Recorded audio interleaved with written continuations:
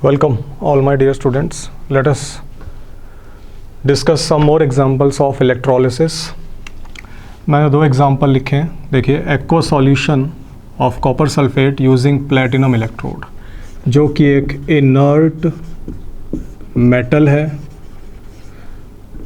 Electrolysis के दौरान एक बीकर, सिंगल बीकर हम यूज़ करते हैं और दोनों रॉड प्लेटिनम के होंगे, जो रिएक्शन में पार्ट नहीं लेता बट कंडक्शन में हेल्प करवाता है. यहाँ पे आप भर देंगे CuSO4 का सॉल्यूशन,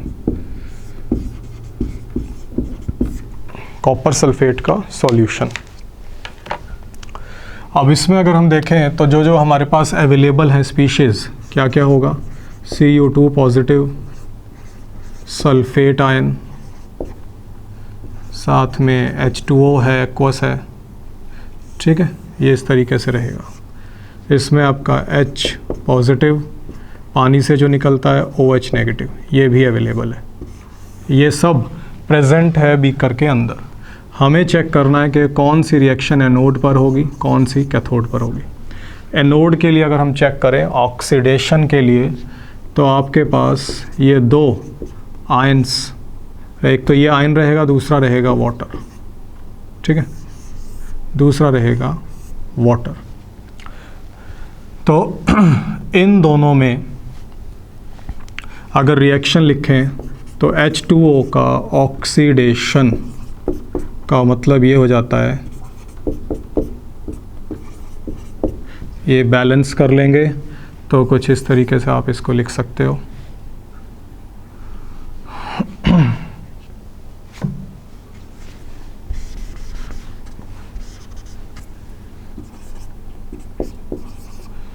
ये हो गया oxidation of water, sulphate ion.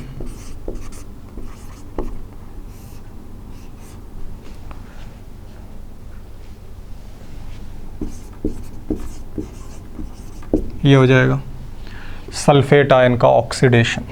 Oxidation state निकाल कर भी आप इसको चेक कर सकते हो. अब अगर इसमें वैल्यूज़ अगर हम देखें तो जो इसका ऑक्सीडेशन पोटेंशियल है, इसका वैल्यू रहता है -2 वोल्ट, जो कि एक ऑक्सीडेशन पोटेंशियल है. और वाटर के लिए जो वैल्यू रहती है -1.23 वोल्ट, ये रहती है.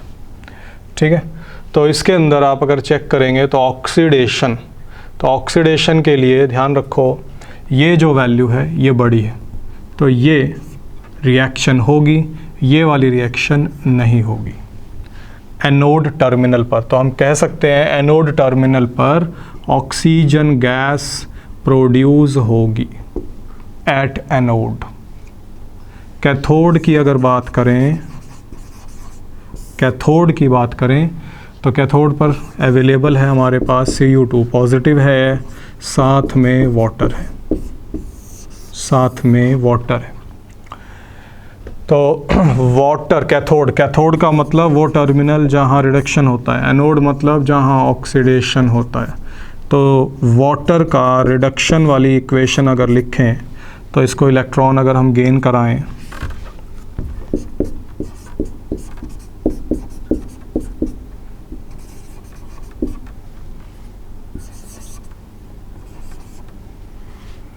ये हो जाएगा. ठीक है, तो इस तरीके से रिडक्शन ऑफ वाटर का एक्सप्रेशन भी आपको लिखना आना चाहिए और वो इस तरीके से हो जाएगा. जब भी वाटर का रिडक्शन हो रहा है तो हाइड्रोजन गैस पैदा होगी, वाटर का ऑक्सीडेशन हो रहा है तो ऑक्सीजन गैस प्रोड्यूस होगी, साथ में H पॉजिटिव आयन. अगर वाटर का रिडक्शन हो रहा है तो साथ में OH नेगेटिव आयन प्रोड्यूस होगा. कॉपर का रिडक्शन लिखें तो वो कुछ ऐसा हो जाएगा, Cu2 पॉजिटिव गेन कर कॉपर सॉलिड में कन्वर्ट हो जाएगा. ओके, तो अब अगर इसकी वैल्यूज़ हम चेक करें तो इसका जो वैल्यू है -0.83 वोल्ट होता है और कॉपर का Rp का वैल्यू 0.34 वोल्ट होता है. ओके, इन दोनों में कंपेयर करें तो ये बड़ी वैल्यू है. इट मीन्स ये रिएक्शन नहीं होगी, ये वाली रिएक्शन कैथोड टर्मिनल पर होगी और कैथोड पे हमें मिलेगा कॉपर सॉलिड। तो अब हम यहाँ पर लिख सकते हैं कैथोड पर we will get copper solid, copper deposit होगा।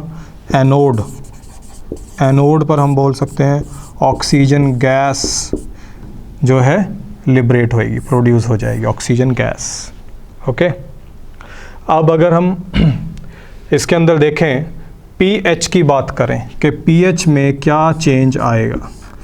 ठीक है, मैंने आपको पिछले एग्जाम्पल्स में भी डिस्कस किया था, जब भी H+ आयन और OH नेगेटिव आयन में से कोई भी एक अगर पार्ट ले रहा है तो पीएच बदलेगा। दोनों पार्ट ले रहे हैं तो नहीं बदलेगा, दोनों पार्ट नहीं ले रहे तो भी नहीं बदलेगा। इसमें अगर आप देखो तो ये देखिए यहाँ पर H+ आयन प्रोड्यूस हो रहा है, ये देखिए प्रोड्यूस हो रहा है, बट यहाँ पे ये OH आयन प्रोड्यूस नहीं हो रहा, ये वाला रिएक्शन आपका नहीं हो रहा है। दैट मीन्स H+ आयन का कंसंट्रेशन बढ़ता जा रहा है। प्रोड्यूस होने का मतलब यही हो गया कि H+ आयन का कंसंट्रेशन बढ़ता जा रहा है। और जो pH का फॉर्मूला है उससे आपको ध्यान होगा, pH is equal to negative log of H+ ion.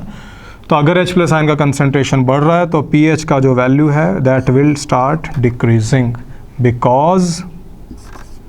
Because the H+ ion molar concentration is increasing, ये इंक्रीज हो रहा है, इसलिए pH का जो वैल्यू है वो डाउन जाना शुरू हो जाएगा।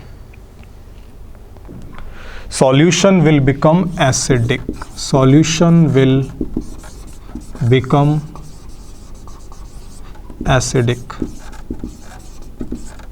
ओके, तो इस तरीके से आप इस क्वेश्चन को सॉल्व कर सकते हो और प्रोडक्ट आप बता सकते हो कैथोड एनोड पर क्या क्या प्रोडक्ट बनेगा। ओके, दूसरा तरीका इस क्वेश्चन को करने के लिए वो क्या है वो भी जान लो। मैं इसको हटा देता हूँ यहाँ से, एक तरीका और है उससे भी आप इसको कर सकते हो इस सीरीज़ की हेल्प से। ठीक है, एक तरीका और डिस्कस करेंगे, इसको मैं हटा देता हूँ।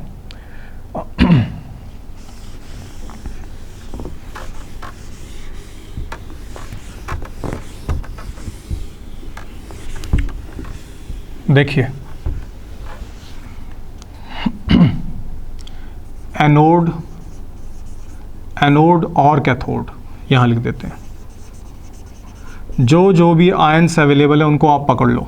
एनोड पर ऑक्सीडेशन होगा तो ऑक्सीडेशन के लिए आपका सल्फेट आयन है और एक OH नेगेटिव आयन है।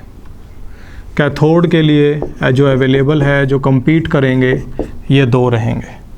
ठीक है, इस तरीके से भी आप इसको कर सकते हो। अगर सीरीज़ को देखो तो सीरीज़ में आपको इन दोनों में कैथोड के लिए हम नीचे चेक करते हैं तो कॉपर नीचे है, तो ऑब्वियसली ये वाला रिएक्शन हो जाएगा। दैट मीन्स कॉपर पैदा हो जाएगा, डिपॉजिट हो जाएगा कैथोड पर। ये वाला जो है इसका कोई पार्ट नहीं होगा। इन दोनों में अगर पार्ट करें एनोड के लिए हम ऊपर की तरफ जाएं तो OH नेगेटिव और सल्फेट में OH नेगेटिव ऊपर है, तो OH नेगेटिव आयन जो है वो आपका रिएक्ट कर जाएगा।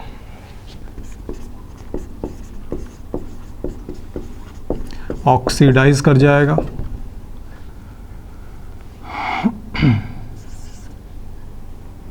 ठीक है, तो ये रिएक्शन आपकी एनोड टर्मिनल पर हो जाएगी। ठीक है, तो अगर आप इस रिएक्शन की हेल्प से भी देखें, जो हमारा पिछला जो हमने तरीका किया था उसमें आपका कैथोड टर्मिनल पर क्या डिपॉजिट हो रहा था, कॉपर सॉलिड।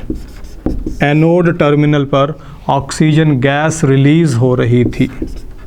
और जो मैंने अब ये तरीका बताया इसमें भी आप देखो, एनोड पर ऑक्सीजन गैस रिलीज़ हो रही है, कैथोड पर कॉपर जो है प्रोड्यूस हो रहा है, इस तरीके से। ओके, पीएच के बारे में अगर बात करें तो पीएच के लिए अगर आप देखो तो OH नेगेटिव आयन का जो कंसंट्रेशन है वो कम होता चला जा रहा है। देख रहे हो आप, ये रिएक्ट करके इसमें कन्वर्ट हो रहा है। दैट मीन्स OH आयन का कंसंट्रेशन डिक्रीजिंग कंटिन्यूसली, ये कम होता चला जा रहा है। अगर ये कम हो रहा है इसका मतलब इसका कंसंट्रेशन बढ़ता जा रहा है, इसका कंसंट्रेशन बढ़ रहा है तो दैट मीन्स पीएच का वैल्यू कम होता चला जा रहा है। तो पीएच का पॉइंट भी मैच कर गया, जैसा पिछला हमारा वे था इस क्वेश्चन को करने का, तो पीएच भी आप समझ सकते हो इस तरीके से, ठीक है। दूसरा, सल्फेट आयन का जो कंसंट्रेशन है उसमें कोई चेंज नहीं आएगा, ओके, नो चेंज, ठीक है। तो इस तरीके से भी आप इस क्वेश्चन को कर सकते हो।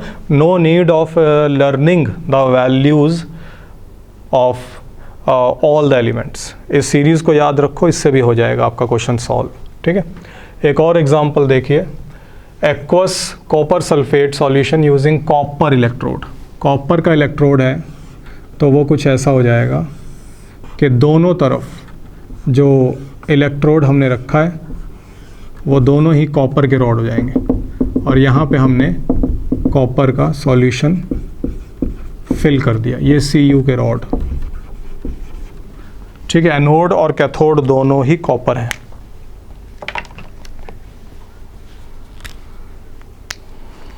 ठीक है। चलिए अब अगर इसमें बात करें तो क्या क्या आपके पास अवेलेबल है, ये हो जाएगा,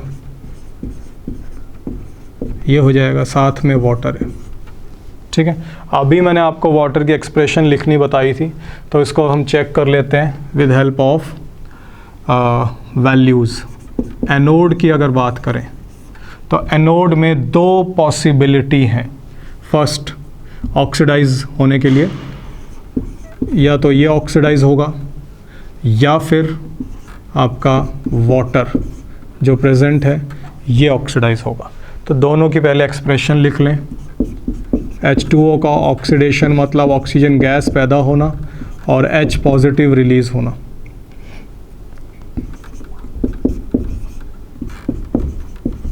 ये हो गया, ठीक है। इस तरीके से आप वाटर की एक्सप्रेशन लिख लेंगे।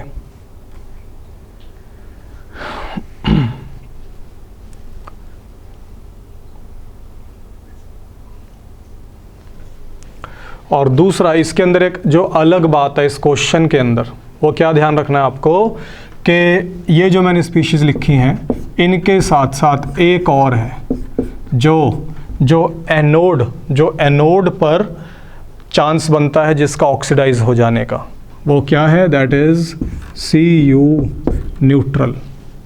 जो हमारा कॉपर रॉड है वो भी Cu2+ में कन्वर्ट होकर एनोड पर ऑक्सीडाइज हो सकता है।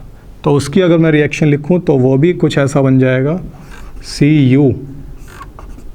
Cu2 positive aqueous plus 2 electron और इधर ये आपका सॉलिड।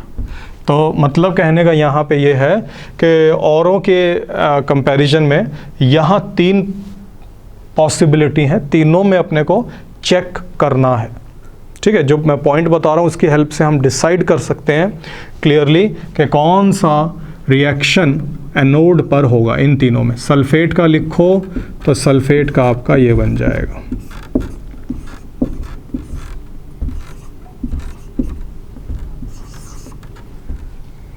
ओके, ये बन जाएगा। अब इन तीनों में अगर आप कंपेयर करो तो पहले तो आप इसको भी देख सकते हो कि इनका जो Rp का वैल्यू था, ऑक्सीडेशन ऑफ वाटर का वैल्यू अभी मैंने आपको बताया था 1.23 वोल्ट, इसका आपको बताया था -2 वोल्ट, और इस एक मिनट -2 वोल्ट इसका हो जाएगा और इसका पॉजिटिव 0.34 वोल्ट।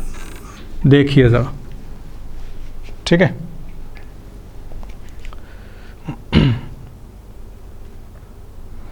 तो इसके अंदर अगर हम चेक करें तो ये ऑक्सीडेशन पोटेंशियल है, ये भी ऑक्सीडेशन पोटेंशियल है, बट ये जो है ये Rp है, ये Rp है, तो इसको अगर OP में बदलें तो ये नेगेटिव साइन हो जाएगा, नेगेटिव साइन हो जाएगा। अब भी अगर आप देखो तो इन तीनों में सबसे बड़ी वैल्यू कौन सी है, ये सबसे बड़ी वैल्यू है, ठीक है। तो दैट मीन्स ये रिएक्शन एनोड टर्मिनल पर होगी, ये दोनों रिएक्शन नहीं होंगी। इन दोनों रिएक्शंस का कोई मतलब यूज़ नहीं है। आप जब एग्ज़ाम में आपसे पूछे तो आप इस तरह से उसको एक्सप्लेन कर सकते हो। रीज़न क्या है इस रिएक्शन के होने का? द वैल्यू की हेल्प से आप इसको डिसाइड कर सकते हो।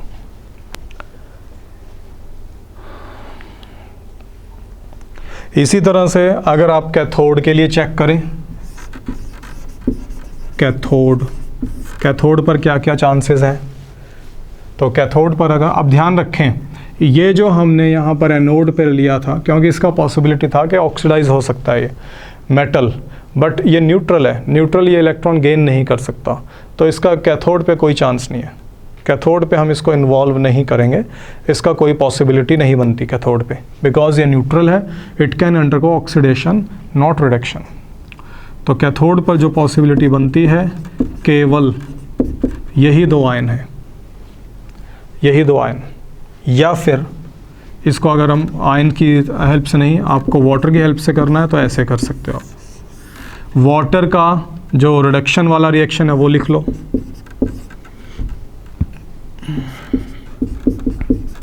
वाटर का रिडक्शन का मतलब हाइड्रोजन गैस का रिलीज होना, और साथ में 2 इलेक्ट्रॉन हम इसको दे देते हैं, ये हो गया। कॉपर का रिडक्शन मतलब ये रिएक्शन, देखिए ये हो गया। तो अभी हमने इसकी वैल्यू देखी थी, तो वाटर का रिडक्शन का मतलब क्या हो गया, इसका जो वैल्यू था -0.83 वोल्ट और इसका पॉजिटिव 0.34 वोल्ट। अभी जो मैंने यहाँ बताया था वहाँ लॉस हो रहा था इसलिए निशान बदला हुआ है, यहाँ गेन हो रहा है। ओके, ये आरपी वैल्यू है, वो ओपी है। तो देख लो इन दोनों में बड़ी वैल्यू कौन सी है, ये बड़ी वैल्यू हो गई, तो दैट मीन्स ये रिएक्शन नहीं होगी, ये वाला रिएक्शन आपका हो जाएगा।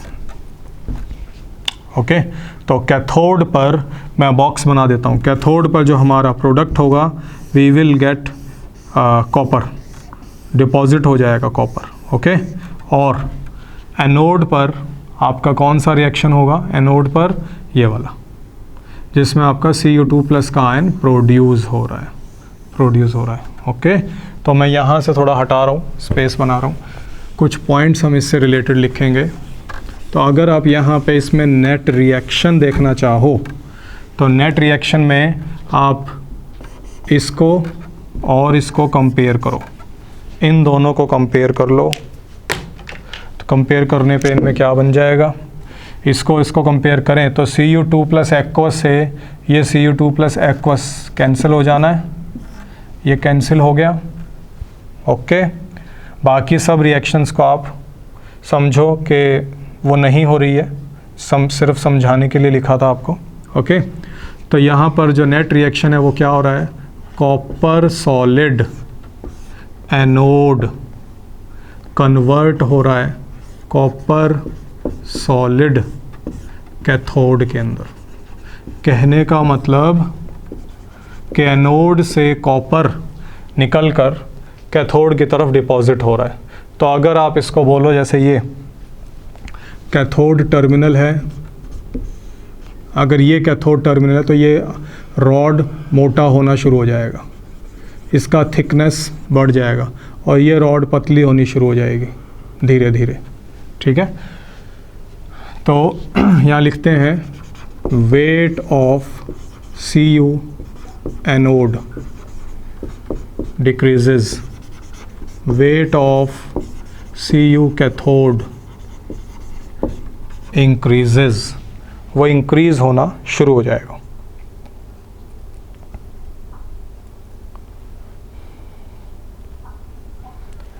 अब इसमें एक चीज़ और देखें कि H+ आयन और OH आयन का कहीं कोई यूज़ नहीं हो रहा, जैसा मैंने आपको बताया था। H+ आयन और OH आयन का ना तो कहीं प्रोड्यूस हो रहे ना कहीं कंज्यूम हो रहे, जिसका मतलब क्या निकलता है, no change of pH, no change of pH का जो वैल्यू है वैसा ही रहेगा। इसी तरह से अगर एक और देखो, इसका जो ये वाला स्पीशीज़ है ये भी कहीं रिएक्शन में पार्ट नहीं ले रहा, तो इसका जो कंसंट्रेशन है इसमें भी कोई चेंज नहीं आने वाला। रिएक्शन देख के आप समझ सकते हो केवल यही दो रिएक्शन हो रही हैं, एक ये और एक ये, कोई रिएक्शन नहीं हो रही, बाकी आयंस वहीं प्रेजेंट रहेंगे सॉल्यूशन में।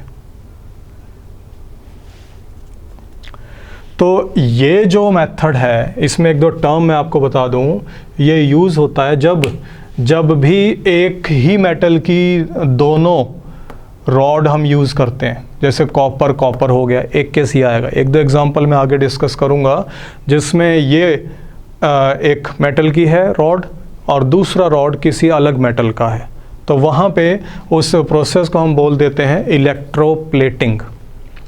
ये जो प्रोसेस है जहाँ पे दोनों रॉड एक ही मेटल की है और रिएक्शन में भी पार्ट ले रहा है, इसको हम बोल देते हैं इलेक्ट्रो रिफाइनिंग। इलेक्ट्रो रिफाइनिंग कब होता है? When both the electrodes are of same metal. इसमें क्या होता है, ये समझो कि जैसे ये जो कॉपर है, जो एनोड है आपका, ये इम्प्योर कॉपर का बना है, इम्प्योर। इसके अंदर से कॉपर के आयंस निकल के सॉल्यूशन में जा रहे हैं और जो इम्प्योरिटी है वो यहाँ पर इसके नीचे इकट्ठी हो जाती है, ऐसे इकट्ठी हो जाती है, जिसको हम नाम देते हैं anode mud. Anode MUD, mud, जो एज ए इम्प्योरिटी इकट्ठा हो जाता है एनोड के टर्मिनल के नीचे। तो इसमें जो आपके कुछ इम्पॉर्टेंट पॉइंट्स है ये आपको ध्यान रखने हैं कि क्या क्या हो रहा है और किस स्पीशीज़ में चेंज आ रहा है और किस में नहीं आ रहा। ओके, चलिए, दैट्स इट।